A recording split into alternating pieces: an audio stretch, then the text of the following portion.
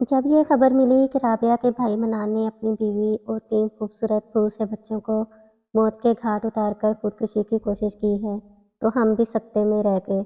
मनान का घर हमारे पड़ोस में था, वो काफ़ी अरसे से किसी ज़हनी परेशानी में मुब्तला था। इसने अच्छी भरी नौकरी भी छोड़ दी थी और अब हर वक्त इनके घर से झगड़ने की आवाज़ें आती रहती थीं। मनान पहले ऐसा ना था, वो नेक, शरीफ, 5 वक्त का नमाज़ी और एक नॉर्मल शख्स था।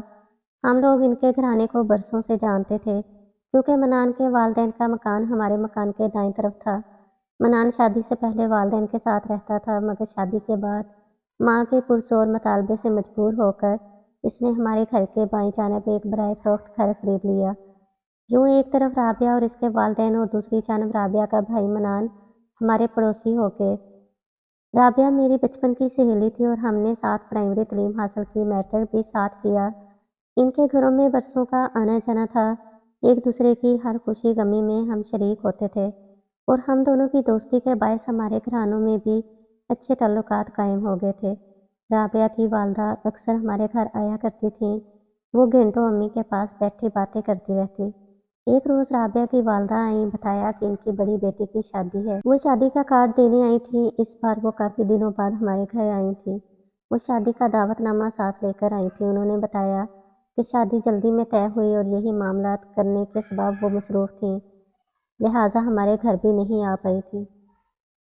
उन्होंने माज़रत की कि पहले से हमें इस बारे में इत्तला नहीं दे सके और फिर बहुत इसरार से शादी में शिरकत के लिए कहा। हम सब ने बड़ी खुशी का इज़हार किया। हमें वाक़ई खुशी हुई थी। अम्मी ने कहा कि ऐसे मौक़ों पर घर में मसरूफ़ियत बढ़ जाती है, लिहाजा माज़रत की क्या बात है, हम शादी में ज़रूर आएँगे और खूब तैयारी के साथ आएँगे। मैंने इनसे हँसते हुए कहा कि बाजी की शादी के लिए तो मैं नए जोड़े के अलावा मैचिंग ज्वेलरी और सैंडल्स भी खरीदूँगी। आंटी ने मेरी बात सुनकर हँसते हुए खुशी से मुझे गले लगा लिया। हमारे दरमियान ऐसी ही मोहब्बत थी।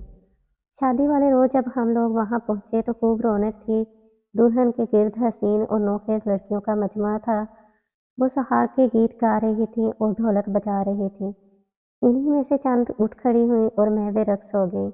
उन्हें देखकर यूँ लगता था जैसे फूलों भरे बाग में रंग-बिरंगी तितलियाँ महवे रक़्स हों। मेरी नज़र एक लड़की पर ठहर गई जो परियों के इस झुरमुट में नाच रही थी।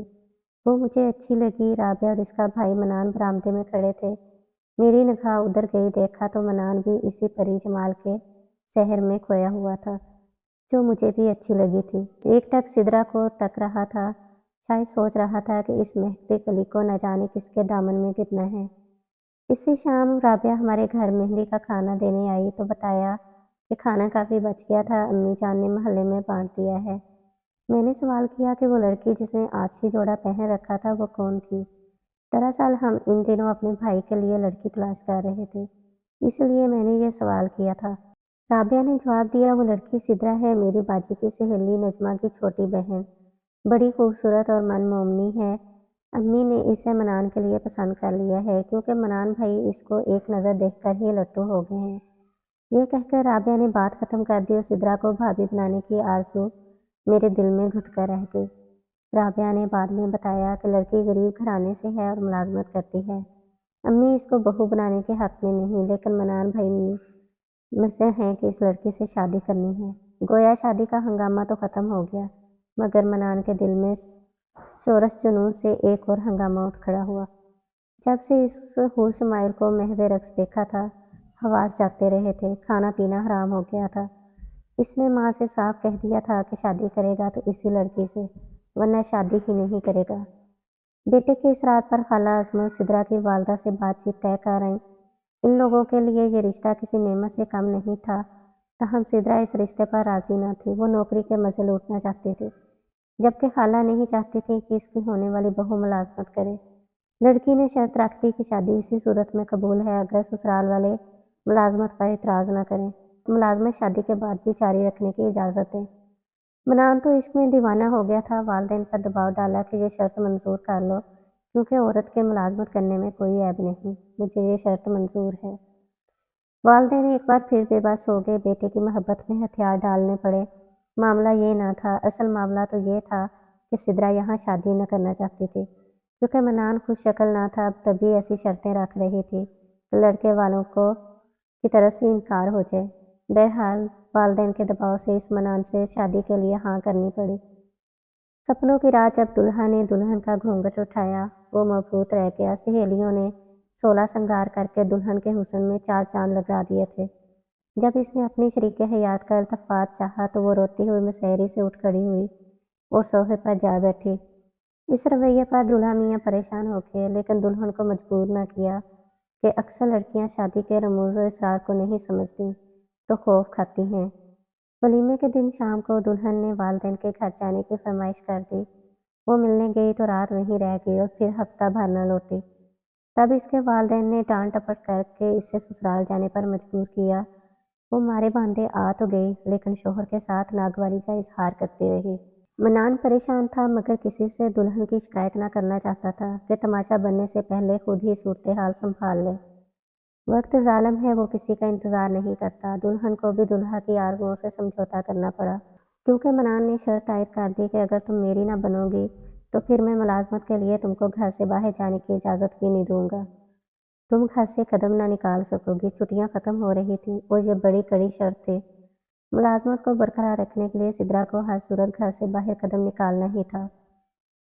बहरहाल कुछ अरसा उखड़ी उखड़ी रहने के बाद वो मनान के साथ खुशो खरम हो गई।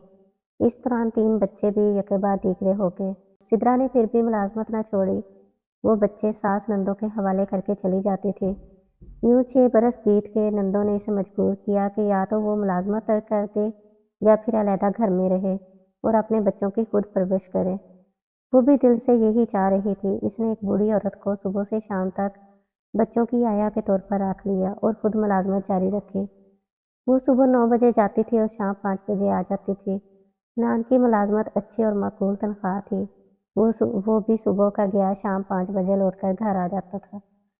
इस दौरान बच्चे आया के साथ घर पर होते थे। अलहदा घर में रहने के साल बाद मियाँ बीवी में किसी बात पर झगड़ा शदीद होने लगा। तभी बूढ़ी आया चली गई और सिद्रा बच्चों को कभी दादी के घर और कभी ताले में बंद करके जाने लगी। मनान का इसरार बढ़ने लगा कि अब बच्चे स्कूल जाने के लायक हो रहे हैं, सिद्रा नौकरी छोड़ दे और बच्चों की तालीम और तरबियत पर घर में रहकर ध्यान दे। ये बात सिद्रा को मंजूर न थी। वो इन हालात में भी नौकरी से चिमटी रही। रफ्ता रफ्ता मनान के रवैये में फ़र्क आने लगा। वो बुझा बुझा और जहनी दबाव का शिकार होकर नफ्सियाती मरीज लगने लगा। अब वो बच्चों को भी प्यार न करता, बल्कि इनसे दूर दूर रहने लगा। मामला और नकुश मामूली थे। वो बिल्कुल भी खुश शक्ल न था, लेकिन तीनों बच्चे बहुत खूबसूरत, सुर्ख और सफ़ेद थे।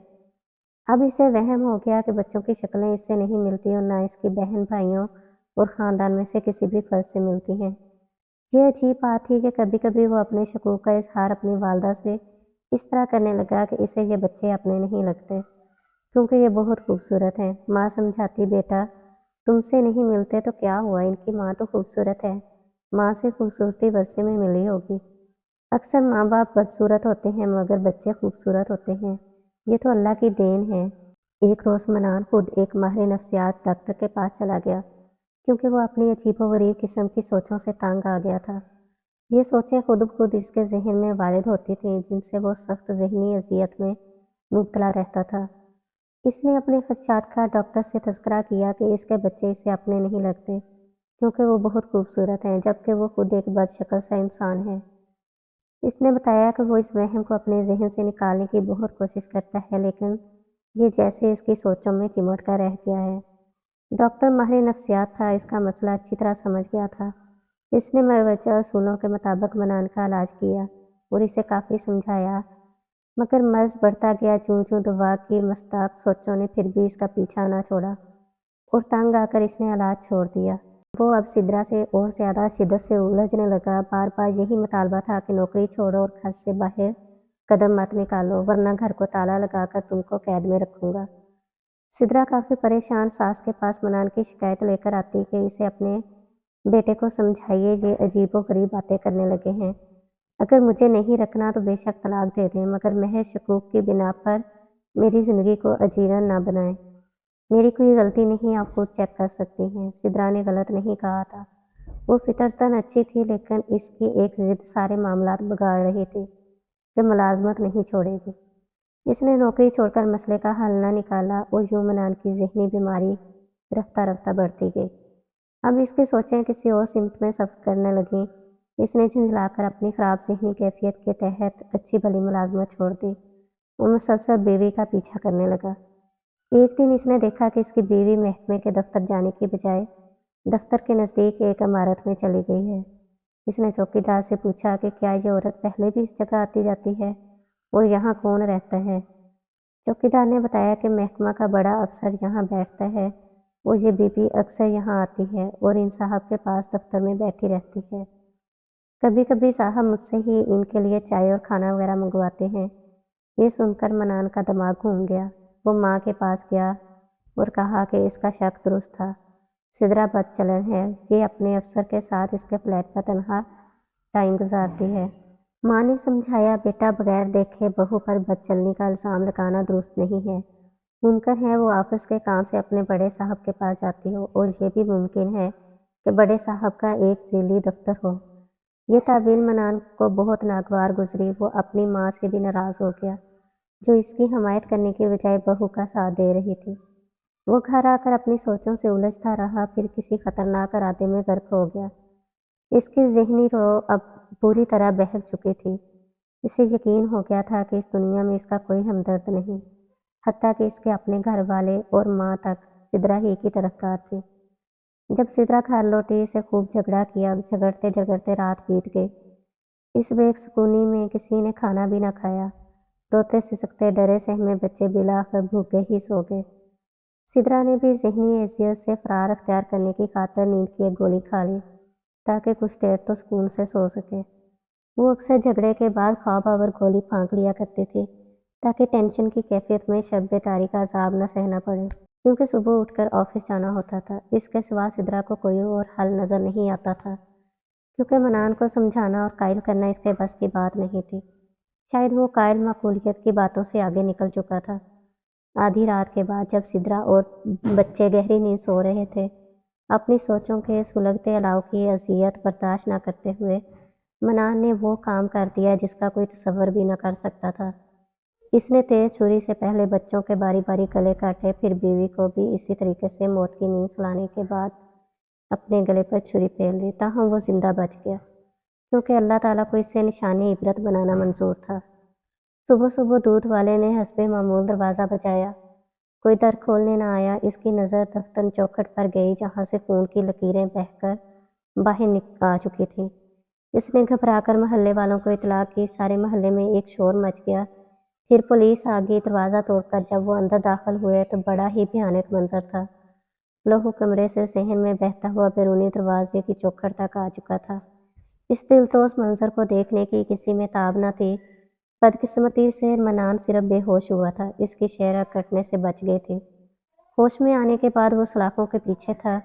ڈی این اے کی رپورٹ نے یہ ثابت کر دیا کہ تینوں بچے اس کے لختے جگر، اس کا اپنا لہو تھے، اور یہ حقیقت سب ہی کے لیے اور بھی افسوسناک تھی کہ معصوم بے گناہوں کے خون سے ان کے حقیقی والد نے ہی ہاتھ رنگ لیے تھے۔ خدا ایسے نفسیاتی مریضوں سے بچائے جو اپنا علاج کرانے کی بجائے دوسروں کی زندگی کو اپنے شک و شبہات کی بھینٹ چڑھا دیتے ہیں۔ تاہم اگر ایسے لوگوں کی سمجھ میں یہ بات آ جائے کہ ان کے ساتھ کوئی سنگین نفسیاتی مسئلہ ہے تو سارا مسئلہ ہی حل ہو جائے۔